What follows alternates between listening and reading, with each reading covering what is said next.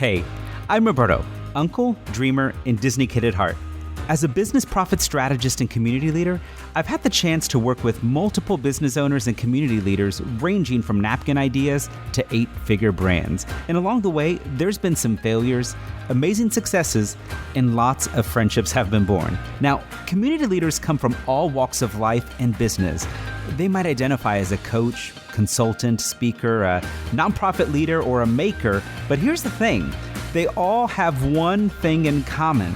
They are purpose-driven brands and leaders seeking to create an even bigger impact in the world with and for their communities.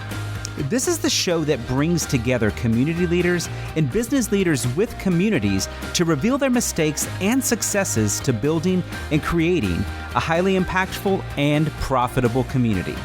This is the Connected Community Leader Podcast.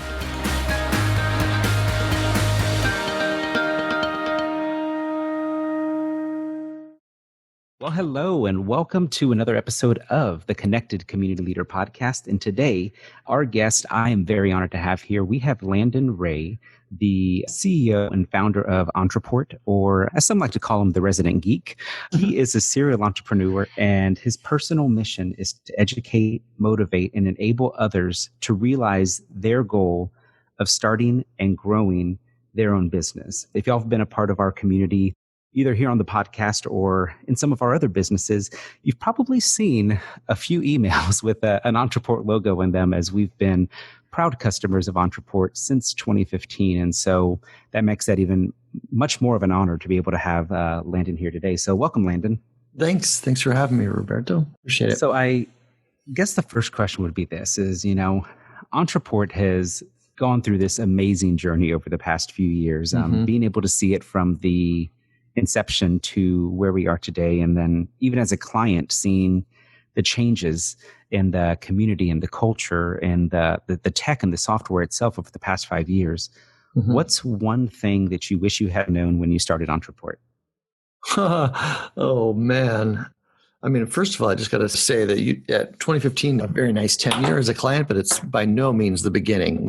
This business was founded in 2006. So we'd already been at it for nearly a decade. Office autopilot days. Yeah, and it was other things before that. Yeah, exactly. So it's definitely been a journey. Let's see, what would I like to have known? When you first started Ontraport.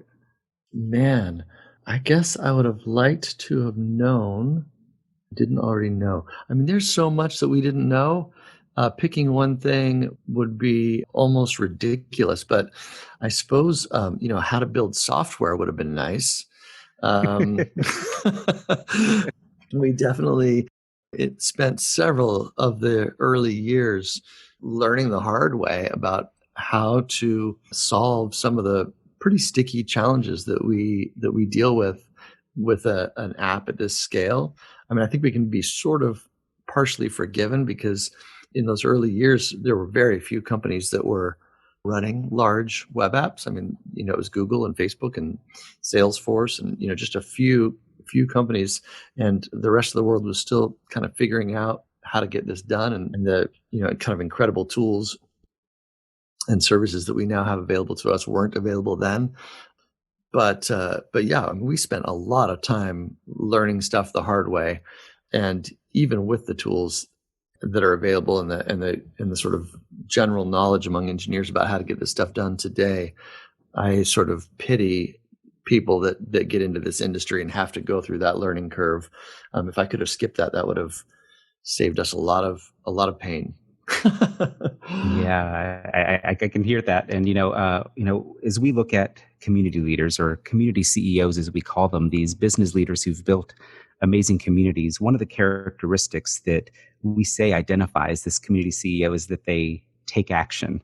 And so they don't always know where they're going, but they've got this dream, they've got their vision, and they move forward with it. And so I'm glad to hear that y'all kept forward with it, despite not knowing how to build software at the time. And I mean, let's not overstate it. Obviously, we had engineers that built software, right. but just the scale, some of the challenges that we deal with are pretty unique in terms of the volume. And so it was, we're out there on the skinny branches in a lot of ways. Oh, absolutely. Building something for 1,000 users versus 100,000 users is Mm-hmm. completely different infrastructure. And it's been amazing to watch Ontraport and the culture of Ontraport continue to grow. And something else that we look at as community CEOs is that a leader is often vulnerable. Mm-hmm. And, I shared with you before we were recording, there's just been some things that I looked at to you as a leader and your team, the way that they've responded over the past, 5 years that I've been a customer, because in any business, nothing goes perfect. I remember that when you interviewed me in 2017, I remember one of the things that I had said is, I wish I would have made mistakes sooner because I was so busy trying to make things perfect that oftentimes I didn't get things off the ground. Mm-hmm. And so with the leader being vulnerable, what would you say is one of the biggest learning opportunities Ontraports had, or something that others might see as a failure, and what you learned from it? Let's see, something that others might see as a failure that we've learned from. Well, man, that happens all the time. I think that you get to a certain sort of scale of business, or you get to a certain kind of prominence in an industry, and people forget that somehow in people's minds you turn into like a big corporate behemoth or something like that, and it's easy to forget that we're actually just a bunch of human beings going to work every day and doing our work, and that our judgment and doesn't magically become flawless, and we don't magically stop making mistakes, and our plans don't all magically start to go right. We are just a group of people doing our best to continue to serve our clients and to grow the business and to take care of our team. So yeah, I mean, we're constantly learning and growing. I mean, the situation that you brought up before we shared was a breakdown that I actually don't remember, but I'm sure only because I've blocked it from my memory. But And go ahead. well, so, the reason that I remember that breakdown, Mm-hmm. and so, ladies and gentlemen, like with any technology, I mean, there's going to be growing pains, and all of us only wish the technology worked the way that we wanted to 100% of the time. Mm-hmm. And when things happen, one of the things that I look at is how a company responds, Mm-hmm. and whether it's a voice of this, woe is me, versus, hey guys, this is what happened. Here's our part. Here's what we're doing. Here's what we thought we had in place. And here's what we're doing to be better. And so what that really taught me about the culture of Ontraport, and yourself as a leader, is how your team takes every experience and they own it in an empowering way. Mm-hmm. And so they're able to then say, yes, this is what happened, and here's how we do better for our customers. And so for those of you that may not have even looked at Ontraport yet, or you're trying to figure out, hey, how do I get a full scale CRM, or even, things that have happened on the customer service point, when you're looking for that system that can help you automate your emails, automate your sales, be able to take your recurring payments, one of the reasons that we use Ontraport is that over the years, they've proved to be consistent. And when there are those little bumps in the road that happen in life, they're a company that takes the opportunity to stop and say, here's how we're being better. And I think that's one of the things that I appreciate about you and your team so much. Mm-hmm. Yeah, well, look, I think that one of the things, and this is probably more true today than it even was whenever the disaster you're referring to happened, that people are starving for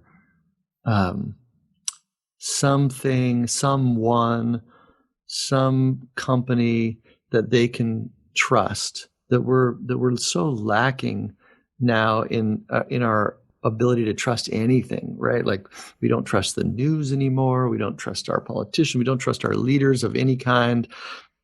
We don't trust, celebrities. We don't, we can't trust our religious leaders a lot of times. I mean, trust is just, we don't even trust what seem to be facts or science anymore, in a lot of cases. And when that is so deeply missing, it becomes valuable, right? It becomes really valuable. And so when we have an opportunity to demonstrate trustworthiness, it seems to me to be crazy not to take it.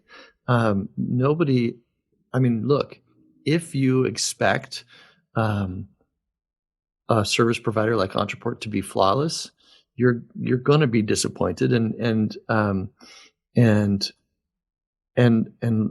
look, if that's what you require, then I don't know how you're going to find it. But to me, trying to pretend like problems never happen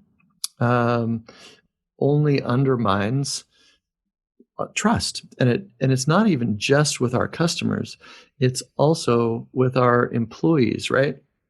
Because imagine I were to try and hem and haw and lie about whatever it was that happened back then. Even if I were able to snow you as the customer by blaming somebody else or not telling the truth, I certainly wouldn't have been able to fool my own team. And my team would have then understood that I'm a liar. And to me, that alone would so deeply undermine the sort of compact that we have as a community that there's almost nothing that would be worth doing that. So taking the opportunity to demonstrate, even internally, that we're a group of people that tell the truth and can be trusted. Because look, our team is what makes this whole thing possible, and they count on us to pay their rent and their bills every month, and to not lie to them about where we're at as an organization, or what our plans are, or what their futures might look like. And so trust is fundamental, and not just to the customer relationship, but also to the employee relationship, which is, to me, just as important. And so yeah, I don't think that ever being anything but completely forthright is ever gonna pay off in any way at all. I love that. I wrote down here, people are starving for something they can trust. And I think that that's so true, especially with everything that's going on in the world right now. People are looking for someone, for some company that they can say, hey, this is somebody that I can stand behind. And over the years, one of the things that surprised me is that while there's a lot of other software companies and a lot of other tech out there, and believe me, I tried a few of them before I decided that Ontraport was the way. I finally saw the light. And I was surprised that, how active, so on Facebook, for ladies and gentlemen, so if you're on Ontraport and you haven't been there yet, you should probably jump into the Ontraport user community over on Facebook.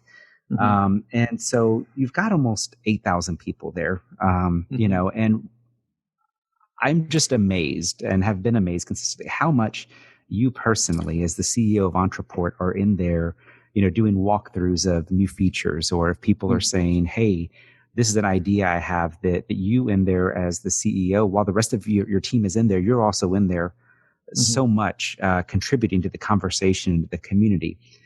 Did you ever think that the Ontraport user community, in terms of Facebook, would have been that place when y'all first started it to be like, hey, this is really what's going to unify our users and let them feel that they're a part of a bigger community and get to see our culture, and not just, be an account number somewhere?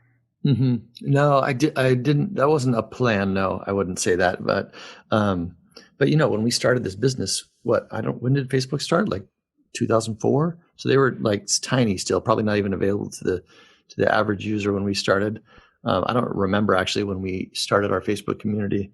And I'm not, 100% committed that Facebook be the only place that we do this. We're actually looking at other ways to connect, looking at, maybe a Slack group or something like that. But but yeah, it definitely has taken on a life of its own, and it's cool. It's definitely a two-way street for me. I mean, obviously, I'm there because I care a lot about this business, and I care about our customers, and I want them to be successful, and I want to make sure that that they have the information that they need and stuff like that.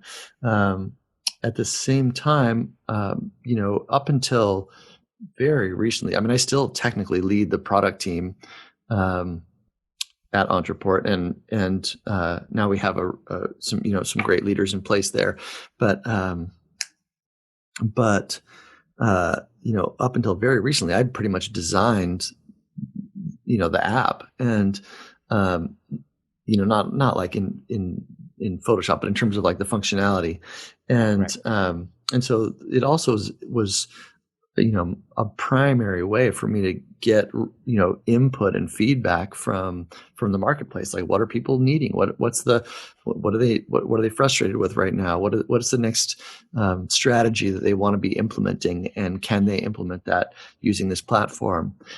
So it's been for us a really great kind of two-way communication device, and a community. And I do, spend, to me, I feel like, you know, what is a CEO better, what should they be spending their time on other than the product and the community? Isn't that the most important thing? I know that some people think I should be doing financial stuff, but I don't really like spreadsheets, and we've got people that are great at that. And so this seems like the most important work to me. Awesome. Love to hear that. And it goes back to something you said, just actually right before that, which is people are starving for something they can trust. And when, as a community, as a leader, they're giving feedback, and as a leader, you say, hey, we're going to take a look at that, and we'll report back and let y'all know that you actually utilize the information that the consumer's giving back, in part of that two-way street. So I think that's also something that's unique about the culture there. Yeah, and even if we're not going to build that feature they're asking about, or if they're calling us out for some thing that they think should be different, and we agree, but we can't get to it right now. I think just being able to be there and explain, like, yeah, you're right, we should invest more in that part of the app or whatever, but right now we're investing over here because we're pretty sure that a larger portion of our community is going to be excited about that. And I feel like, most of the time, 95% of the time, people are able to hear that and respect that, even if it isn't exactly the way that they personally would like us to be investing our time or whatever. It's not the decision that they would like us to be making for their own personal use. At least that they can respect that we're taking into account as many factors as we can, and making a decision that makes rational sense, and that's enough for Mhm. people to feel like, yeah, we're human beings that we can, that are hard at work, and we're capable, and we're trustworthy. Absolutely. So in your journey, I'm sure Mhm. you've read a couple books, or taken some training, or listened to a few podcasts along the way. So Mm. what are some of the books or the resources that have helped you grow, whether that be as a leader or building the business? What are some of those resources for you? Well, let's see. There's a few books that have probably stood out for me early on.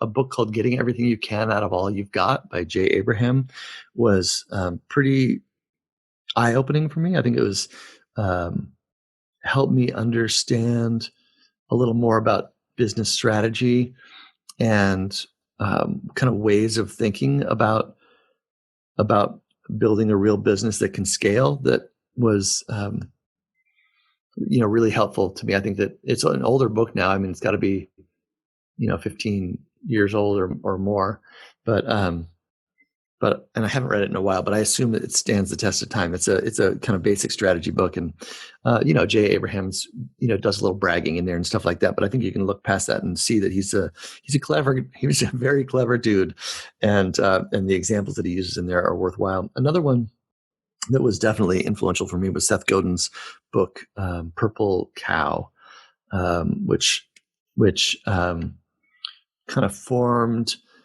our thinking about how to compete in the long term.